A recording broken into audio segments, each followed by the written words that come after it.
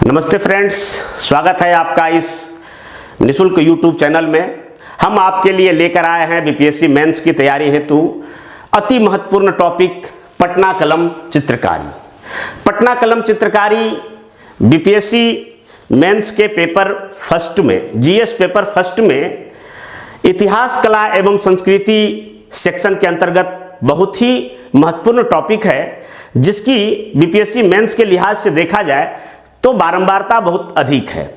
अब तक अगर ये देखा जाए तो बीपीएससी मेंस के जीएस पेपर फर्स्ट में इसे पूछा जाता है इतिहास, कला एवं संस्कृति, और इस सेक्शन के अंतर्गत प्रत्येक क्वेश्चन के लिए हमें 38 नंबर 38 अंक इसमें रहते हैं। 38 अंक हमें इस टॉपिक को अगर अच्छा से तैयार कर लें तो 38 अंक आसानी से हम हासिल कर सकते हैं।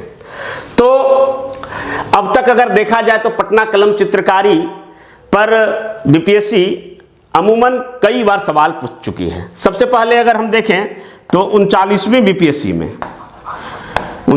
बीपीएससी जो कि 1993 में हुआ था, उस समय बिहार कला पर सवाल पूछा गया। इसके अंतर्गत पटना कलम चित्रकारी भी आता है। फिर 45वीं बीपीएससी में पूछा गया जो कि 2002 में हुआ था। उसके बाद 48वीं, 52वीं, 2009 में, उसके बाद 56वीं 59वीं बीपीएससी 2016 में, और अभी हाल फिलहाल में 63वीं बीपीएससी 2019 में। तो अब तक बीपीएससी में इस क्वेश्चन को 5 बार पूछा जा चुका है पटना कलम चित्रकला में, और इस लिहाज से हम देखें तो 65वीं, आगामी 65वीं और 66वीं बीपीएससी के लिए काफ़ी महत्वपूर्ण हो जाता है। इस ऑडियो विजुअल क्लास के माध्यम से आपको पटना कलम चित्रकारी पर के सभी सेगमेंट, सभी एस्पेक्ट पर आज क्लास कराया जाएगा, आज बताया जाएगा।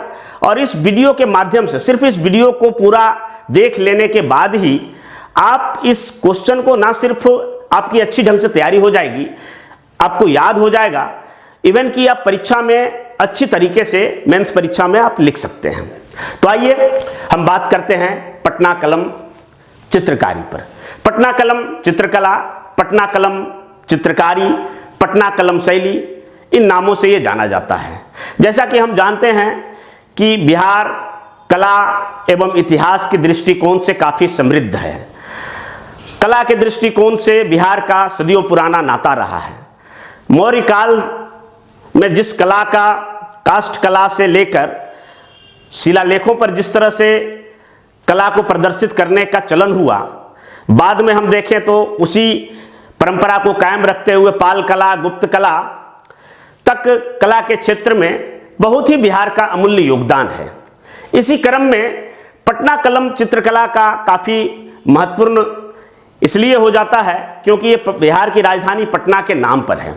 तो आखिर इस चित्रकला में क्या कुछ खास है, इसको हम विभिन्न सेगमेंट के अध्ययन से, विभिन्न माध्यमों से इसको हम देखेंगे। तो सबसे पहले हम बात करते हैं पटना कलम चित्रकारी को। पटना कलम चित्रकारी को समझने के लिए हम, इसके कई सेगमेंट हैं, कई एस्पेक्ट हैं। बीपीएससी में जो सवाल पूछा जाएगा तो सवाल में हो सकता है कि कुछ सेगमेंट को पूछा जाए खास करके, परंतु हमें ध्यान देने योग्य यह बात है कि हम अगर हम इसके सारे एस्पेक्ट को समझ लेते हैं तो हमें क्वेश्चन लिखने में किसी भी प्रकार का कोई कठिनाई नहीं होगा। या तो फिर जिस चुनिंदा सेक्शन से क्वेश्चन पूछा जाता है वहां से हम पूरे होल एंड सोल पटना कलम चित्रकारी को समझेंगे। तो पटना कलम चित्रकारी को के लिए समझने के लिए सबसे पहले हम इसके परिचय के अंतर्गत, फिर इसके इतिहास के बारे में हम जानकारी देंगे, और सबसे जो महत्वपूर्ण पॉइंट होता है वो होता है इसकी मुख्य विशेषताएं, क्या इसके मेन फीचर्स थे, इसके बारे में हमें जानना है। फिर हम जानेंगे कि कौन कौन से प्रमुख कलाकार थे और इसके कौन कौन से महत्वपूर्ण चित्र थे। उसके बाद ये कला का पतन कैसे हो गया और इसके क्या महत्व है, और फिर अंततः एक निष्कर्ष। पूरा ये जो हमारा टॉपिक रहेगा, पूरा बीपीएससी का एक क्वेश्चन लिखने भर रहेगा। तो आइए हम देखते हैं। आगे बढ़ने से पहले हम इनके चित्रों को देख लेते हैं।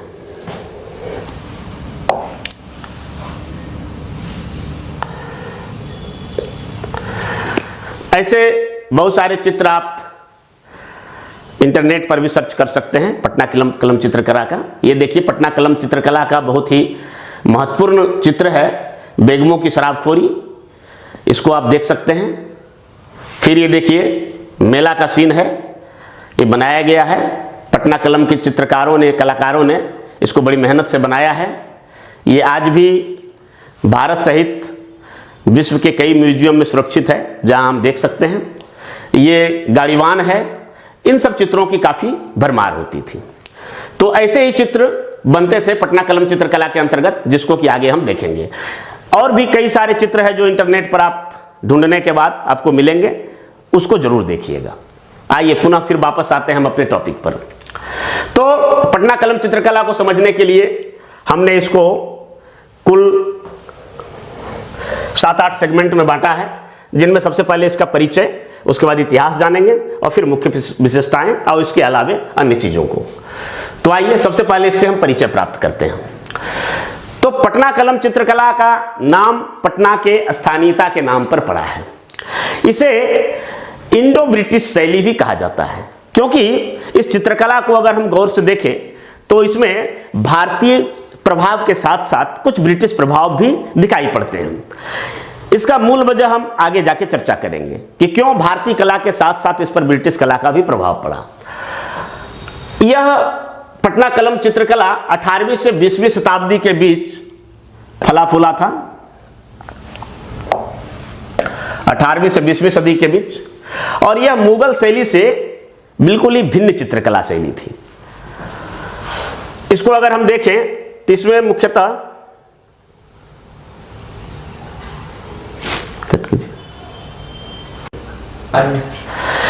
इस तरह से अगर हम देखें तो पटना कलम शैली, जो कि मुगल शैली से एक भिन्न चित्रकला शैली थी, तो इसमें मुगल शैली का हालांकि प्रभाव पड़ना लाजमी था, क्योंकि मुगल शैली से ही टूट कर आया। आगे इतिहास में इसको हम बताएंगे। दूसरा, ब्रिटिश शैली, चूंकि काफ़ी सारे ब्रिटिश जो रईस थे वो इन चित्रकला के कदरदान थे, तो वो ब्रिटिश रईस खरीदार होने के कारण यूरोपीय शैली का भी इसमें प्रभाव पड़ा है। और तीसरा, स्थानीय या पहाड़ी शैली। तो इस तरह से तीनों का जो मिश्रण है, मुगल शैली, ब्रिटिश शैली और स्थानीय शैली, और इस मिश्रण से बना है पटना कलम चित्रकला। इसके इतिहास को देखें तो मुगल दरबार में चित्रकला या जो फला फूला था, जो आगे बढ़ा, परंतु आप जैसा कि जानते हैं कि औरंगजेब जब मुगल सत्ता पर आसीन हुआ, मुगल सिंहासन पर बैठा, तो उन्होंने कला पर रोक लगा दिया, क्योंकि कला के वे कदरदान नहीं थे और कला को गैर इस्लामिक मानते थे, बल्कि इस्लाम विरोधी मानते थे। तो औरंगजेब द्वारा कला पर रोक लगा देने के कारण जो मुगल दरबार में संरक्षण पा रहे कलाकार थे वो वहां से पलायन करने लगे, और पलायन करके उनमें से कुछ चित्रकारों का दल मुर्शिदाबाद पहुंचा। मुर्शिदाबाद उस समय काफी महत्वपूर्ण था, भारतीय राजनीति के महत्वपूर्ण केंद्र थे, क्योंकि ये बंगाल का जो प्रांत था, मुर्शिद कुली खां और सिराजुद्दौला की कहानी जो कि पलासी की लड़ाई में हम पढ़ते हैं, तो उन्होंने मुर्शिदाबाद को काफ़ी व्यापारिक और राजनीतिक केंद्र बना दिया था। और 1757 ईस्वी में जब पलासी की लड़ाई हुई तो हम लोग सभी जानते हैं कि उसमें सिराजुद्दौला की हार हुई थी। हार इसलिए हुई थी क्योंकि मिर्जाफर ने गद्दारी किया था, और मिर्जाफर इस लोभ में गद्दारी किया था कि हम नवाब बनेंगे। तो वाकई सिराजुद्दौला की हार के बाद मिर्जाफर नवाब तो बना, लेकिन वो अंग्रेजों का कठपुतली, जिसके कारण वो अपनी मन की नहीं चलने के कारण मिर्जाफर को फिर गद्दी छोड़ना पड़ा, और उनके पुत्र मीरन गद्दी पर बैठा। परंतु मीरन ने भी कला का संरक्षण देना बंद किया, जिसके कारण ये जो मुगल शैली के चित्रकार थे, जो मुर्शिदाबाद में लगभग 30 वर्ष तक पनाह पाए थे, ये यहाँ से पुनः पलायन किए, और उन्हीं में से एक टुकड़ी पटना आ गए। और पटना में लोधी कटरा, दीवान मोहल्ला, मचरहट्टा, इन सब इलाकों में आकर वे उस चित्रकला को एक नए आयाम देते हुए, चूंकि मुगल साम्राज्य से, मुगल चित्रकला शैली से विस्थापित हुए थे और पटना में, चूंकि पटना उस समय अंग्रेजों के बहुत बड़े व्यापारिक केंद्र बन चुके थे, पटना का एक विस्तृत बाजार था कलकत्ता के बाद, अंग्रेज रईस थे और चूंकि अंग्रेजों के नकल करने वाले बहुत सारे देसी रजवाड़े थे, तो ये लोग इन चित्रों के बहुत बड़े खरीदार थे।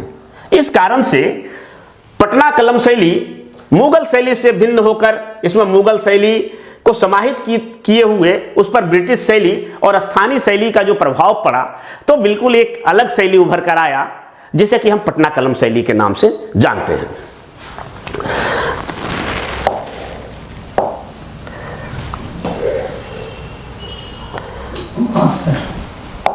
आगे हम बढ़ते हैं, इसकी विशेषताओं पर जाते हैं। ये इस पटना कलम शैली का बहुत ही महत्वपूर्ण पार्ट है। इसको बढ़िया से अगर देख लिया जाए तो समझ जाइए कि पटना कलम शैली का बीपीएससी में लिखने लायक जो कुछ मूलभूत तत्व है वो यहीं से आपको मिल जाएगा। तो विशेषताओं को भी हमने कई वर्गों में बांटा है, कुल 6 वर्गों में बांटा है। आप चाहें तो 1-2 वर्ग और कम या ज़्यादा कर सकते हैं। तो सबसे पहले ध्यान देने योग्य बात यह है कि पटना कलम शैली जो था वो लघु चित्रों की श्रेणी थी। लघु चित्रों की श्रेणी में यह आता था, जिसको कि मिनिएचर्स कहा जाता है। मिनिएचर्स मतलब छोटे छोटे चित्र बनते थे जो कागज पर बनते थे, हाथी दांत पर बनते थे, ठीक है, जिसमें भव्यता का बहुत ज़्यादा प्रचलन नहीं था, भव्यता का अभाव रहता था, सिंपल और साधारण चित्र बनते थे, चटख रंगों का प्रयोग नहीं किया जाता था। तो इसलिए इसे हम लघु चित्रों की श्रेणी में रखते हैं। लघु चित्रों की श्रेणी में हम रखते हैं। दूसरी इसकी विशेषता को देखें तो इन चित्रों में कोई बहुत बड़े व्यापक या धार्मिक चीजों को या राजा महाराजाओं का चित्र ना बनाकर इसमें आम जनजीवन का चित्रण किया गया है और हर चित्र में किसी व्यक्ति को एक विशेष काम में रत दिखाया गया है। और इसमें आम जनजीवन जैसे चलता फिरता, घरेलू काम करता हुआ, बाजार, मेला, शमशान घाट, इन सब चित्रों को यहाँ हमने इसको दर्शाया है। तो इनके जो चित्र है इनको हम निम्नलिखित वर्गों में बांट सकते हैं। जो आम जनजीवन का जो चित्रण किया गया है, तो इसमें सबसे पहले आपको श्रमिक वर्ग का चित्र मिलेगा। श्रमिक वर्ग में आप देखेंगे तो पानी ढोता हुआ कहार, घर में काम करती हुई नौकरानी, पानी को लाता हुआ भिश्ती, मीट और मटन मुर्गा काटते हुए कसाई, इन सब चित्रों को आप श्रमिक वर्ग में रख सकते हैं। दूसरे प्रकार के जो चित्र होंगे अब उसमें दस्तकार होंगे, जो किसी काम के लिए दक्ष माने जाने वाले व्यक्तियों को इसमें शामिल किया गया है। जैसे कि लोहा का सामान बनाता लोहार, मिट्टी का बर्तन बनाता कुम्हार, कपड़े बनाता जुलाहा, बढ़ई, सुनार, रंगरेज, पतंग बनाने वाले, कंघी बनाने वाले, इन सब जो शिल्पकार और दस्तकार थे इन लोगों को शामिल किया गया। उसके बाद अब देखिए आवागमन के साधनों को भी पटना कलम चित्रकला में खासा जगह मिला है। जैसे पालकी, पालकी वाला, इक्का वाला, घोड़ा, हाथी, बैलगाड़ी, इन सब चित्रों की भरमार आपको पटना कलम शैली में मिलेगा। उसके बाद बाजार का चित्र है। बाजार के चित्रों में आप देखेंगे तो मछली बेचती हुई महिला, ताड़ी बेचता हुआ दुकानदार, गांजा बेचता हुआ, मिठाई बेचता हुआ, जलेबी बेचता हुआ, तो बाजार का भी दृश्य आपको मिलेगा। फिर आप आ जाइए तो खेल तमाशा।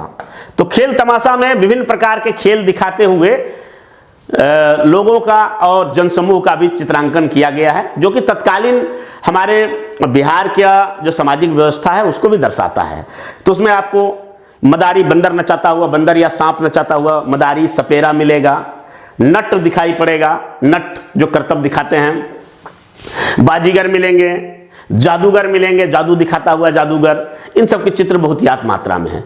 उसी प्रकार अगर हम चले आगे तो आपको त्योहार में कई सारे त्योहार हैं जो मिलेंगे, जिनमें होली और दशहरा काफी फेमस है। तो इन सब त्योहारों का भी चित्र मिला है। उसके बाद कई अन्य चित्र हैं जो विभिन्न आयामों को मानस जीवन के कई विभिन्न आयामों को दर्शाता है। जैसे मदरसा हो गया, पाठशाला हो गया, शमशान घाट, साधु संत, इस प्रकार के चित्रों की विशेषता रहती है। तो यानी कहने का मतलब है कि यह लघु श्रेणी के चित्र थे, मिनिएचर्स वर्ग के, जिसमें आम जनजीवन का चित्रण किया गया है और आम जनजीवन में ये सभी वर्ग के चित्रों को बखूबी दर्शाया गया है। उसके बाद तीसरी जो विशेषता है पटना कलम शैली की, जो तीसरी विशेषता है वो है बारीकी। एकदम बारीकी से गिलहरी के एक दो बाल है उनसे ब्रश बनाया जाता था और उनसे काफी महीन वर्क किया जाता था, इतना महीन कि एक एक चित्र बनाने में 6-6 महीने लगते थे। इसकी हम उदाहरण इस प्रकार से देख सकते हैं कि पटना कलम शैली के अंतर्गत एक चिड़िया का चित्र दिखाई देता है।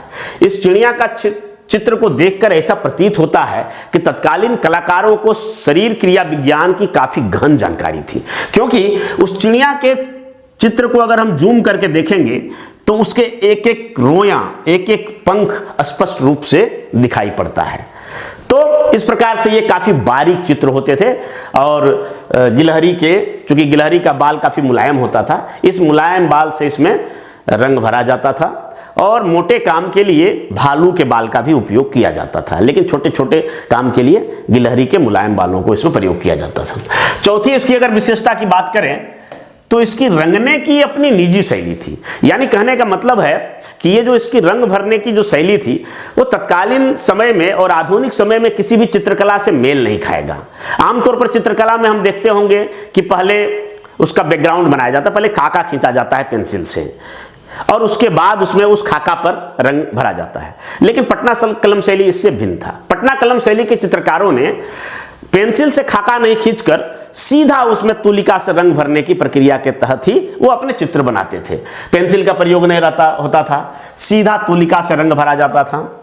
सर्वप्रथम ये चित्र कागज पर बनते थे, बाद में हाथी दांत, शीशा, चमड़ा, कपड़ा और अन्य सामग्रियों पर भी बनने लगे। इनके कैनवास भी अपने होते थे। इनके जो कैनवास होते थे, कैनवास जिस पर कि चित्र बनाया जाता है, ये कैनवास रद्दी कागज, जो रद्दी कागज होता था उससे लुगदी बनाया जाता था और उस लुगदी से कागज बनाया जाता था। उसी कागज पर पटना कलम शैली के चित्र बनते थे, परंतु बाद में ये कागज यूरोपीय देशों से आयात होने लगे और उस पर भी बनने लगे। इसकी अगर हम अगली विशेषता देखें, पांचवी विशेषता, तो इसमें लैंडस्केप का बहुत कम प्रयोग होता है।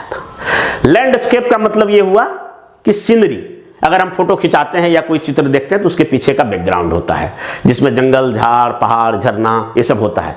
तो इन सब चीजों का अभाव है। ऐसा इसलिए क्योंकि इसमें पृष्ठभूमि का, बैकग्राउंड का अभाव इसलिए होता था क्योंकि यह चित्र को कम खर्च में बनाया जाता था।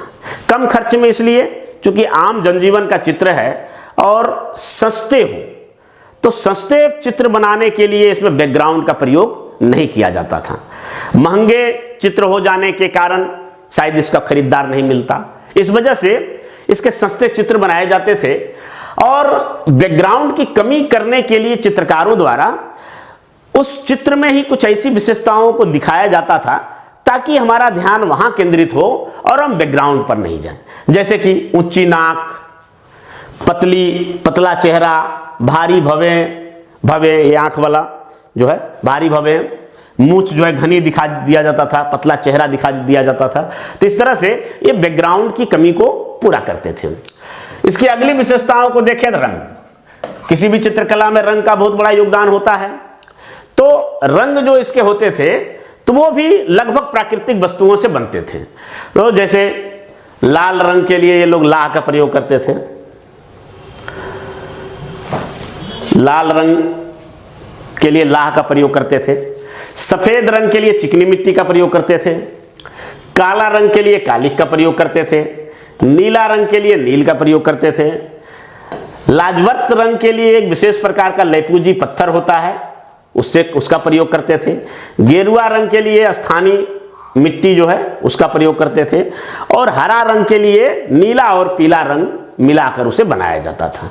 तो इस तरह से ये जो पटना कलम शैली की जो विशेषताएं हैं, 6 विशेषताएं, तो ये काफी कंप्लीट है और इसमें क्वेश्चन का पूरा सेगमेंट आपका कंप्लीट होता है। अब चलते हैं हम अगली विशेषता पर।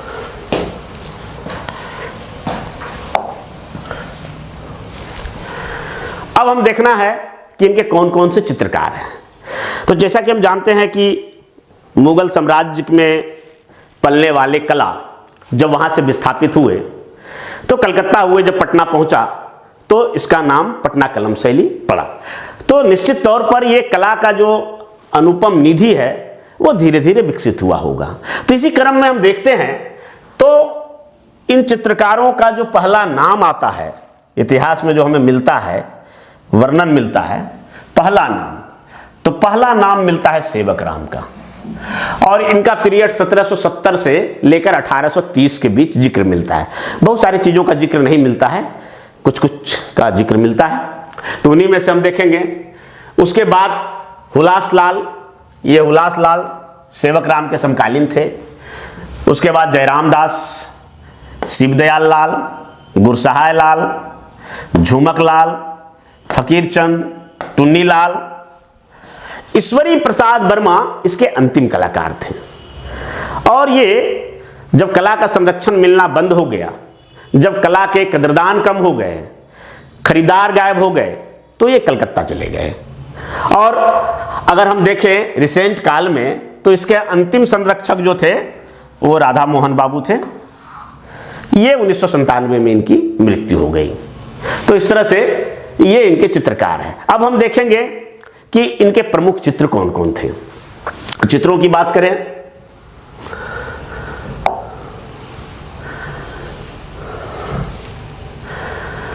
तो सबसे पहला चित्र काफी फेमस चित्र है, ये आता है रागनी गंधारी। रागनी गंधारी में चित्र का जो विषय है, इसमें बड़ी खूबसूरती से कलाकारों मतलब महादेव लाल ने ये रागनी गंधारी के अंतर्गत नायिका के विरह के अवसाद का बहुत ही बारीकी से चित्रण किया है। और उसमें दिखाया गया है कि किस तरह से इनके जो पति हैं या इनके जो बाहर चले गए, प्रदेश चले गए, तो ये किस तरह से विरह के अवसाद में अपने आप को डुबोए हुए हैं, इसका चित्रण किया गया है। दूसरा जो चित्र देखिए तो वो है रागनी तोड़ी।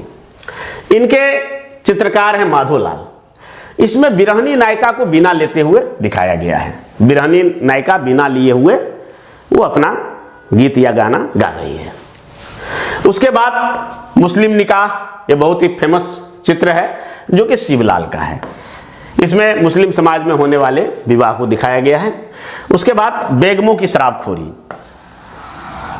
ये बेगम यानी महिलाओं को शराब पार्टी का इसमें वर्णन किया गया है। और इनके चित्रकार हैं यमुना प्रसाद इनके चित्रकार हैं। तो इस तरह से प्रमुख चित्र, ये 4 प्रमुख चित्र का हमें जिक्र करना है। आप चाहें तो और भी कर सकते हैं।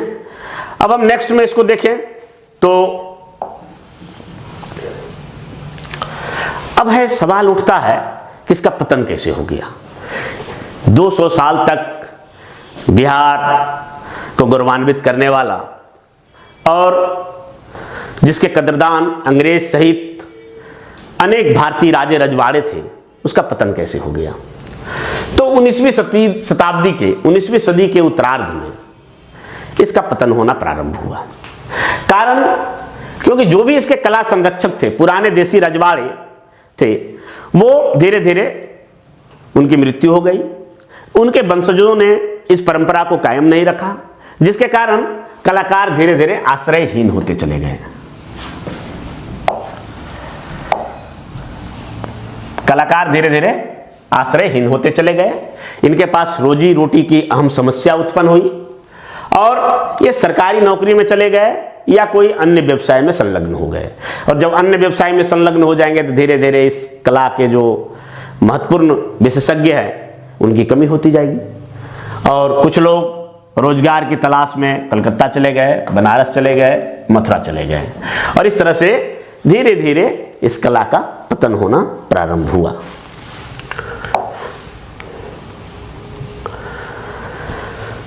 अब इसके महत्व को देखें तो पटना कलम शैली का महत्व इस बात में निहित है कि बिहार की समस्त कलाओं में इसका एक बहुत ही महत्वपूर्ण योगदान है।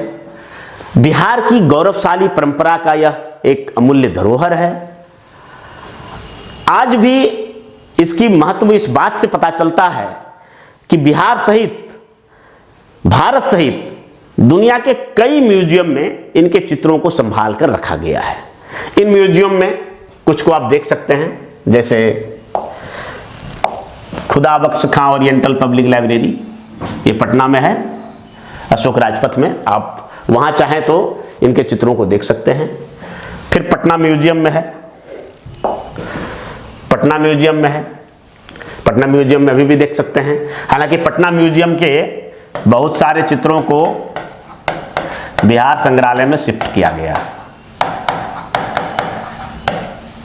बिहार संग्रहालय में भी जाके देख सकते हैं। कलकत्ता म्यूजियम में पटना कलम शैली के चित्र रखे हुए हैं। फिर ब्रिटिश म्यूजियम में है।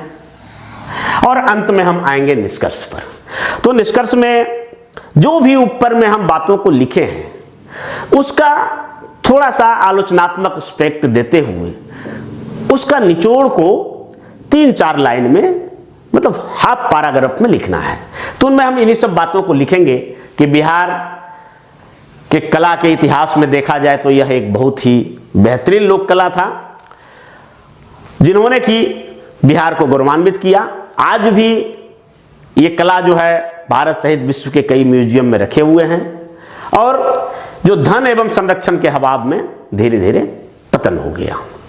तो इस तरह से पटना कलम शैली पर एक बेहतरीन नोट्स इस वीडियो और ऑडियो को मिलाकर आप तैयार कर सकते हैं। इसको आप कॉपी में लिख सकते हैं, लिख कर एक बना सकते हैं, और जिससे कि बीपीएससी मेंस लिखने में काफ़ी आपको मदद मिलेगा।